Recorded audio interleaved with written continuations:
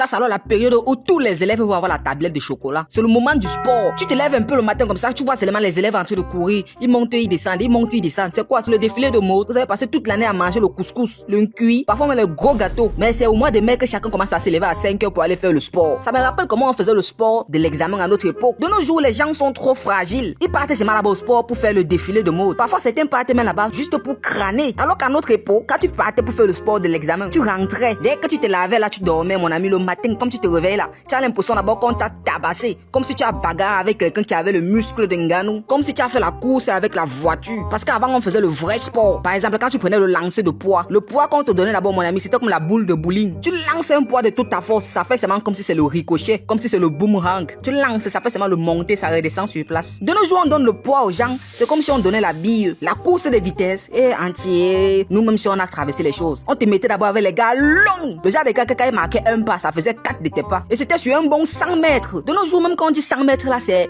la terre lisse, c'est plate, c'est circulaire. Nous là, il y avait d'abord les collines dans les 100 mètres là, les virages à esquiver. Tu cours comme ça, tac, et que tu dois faire un virage pour esquiver une mec qui vend les beignets. Quand on te mettait d'abord avec les gars qui sont longs là, dès qu'on disait prip, mince. Pendant que tu es là, tu marques tes petits pas, tu fais trrr, les gars sont déjà lourds. Tu vois là aussi derrière, tu traces comme le compas. Dès que tu traverses la ligne, mon ami, c'est comme si tu as fait le tour du monde seulement. Tu es d'abord fatigué. Après ça, maintenant, il y avait une autre discipline qui était la gymnastique. Mais de nos jours, dès qu'un petit élève fait seulement un grand écart, on lui donne directement la note. Nous là, il y a qu'on faisait ce qu'on appelle la planche retournée, le drapeau. Les roulades arrière, c'est les manches sur les cailloux, non? Et entier. Tu faisais une roulade arrière comme ça, tu sentais ton dos. C'était comme si une fille à Poutou avait marché sur toi avec les talons. Tu sentais comment ton dos piquait. De nos jours, les gars font la gymnastique sur le matelas. Et qui est? Quand on parlait même de matelas comme ça, il y avait une autre discipline qu'on appelait le saut. Quand tu partais pour faire le saut, on sortait un vieux matelas. Un vieux matelas, le genre de matelas, quand tu mets ton pied comme ça, tu as l'impression de marcher sur le sol. Non seulement tu dois d'abord esquiver pour sauter, et en plus tu dois te permettre d'atterrir bien. Parce que si tu tentes de sauter pour atterrir sur les fesses, c'est là que tu vas comprendre ce qu'on appelle le kickboxing. Tes fesses vont devenir dures, comme le couscous préparé par une fille skinny. Et ce qui est bizarre, c'est que pendant le moment du saut, il y avait toujours ton crush quelque part. Et on exigeait, c'était que les sauts ciseaux. Celui qui a même créé le saut ciseaux là, il faisait seulement quoi? Pourquoi est-ce qu'on n'a pas appelé le saut là équerre? Après donc avoir fait toutes les disciplines là, il existait une discipline ancestrale qu'on faisait généralement à la fin. La résistance. Tu as déjà fait la résistance, mon ami. C'est au moment là que tu te poses les questions sur toute ta vie. Parce que quand on commence d'abord, c'est doucement. Vous êtes d'abord au moins ce nombre de 15. Premier tour, tu es là. Dès qu'on dit qu'il reste 3 tours, c'est au moment là que chacun commence à prendre son couloir. Tu vois seulement un peu,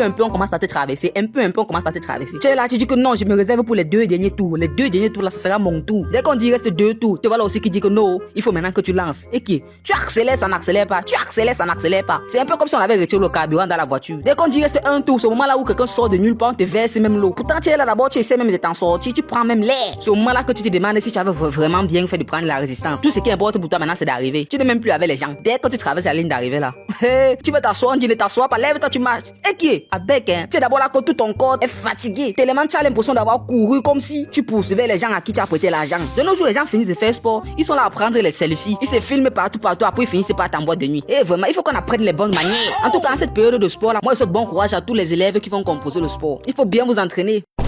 Et surtout les histoires qu'on dit qu'il faut prendre le sucre le matin là, c'est faux. Prenez le sucre quand vous êtes déjà au stade.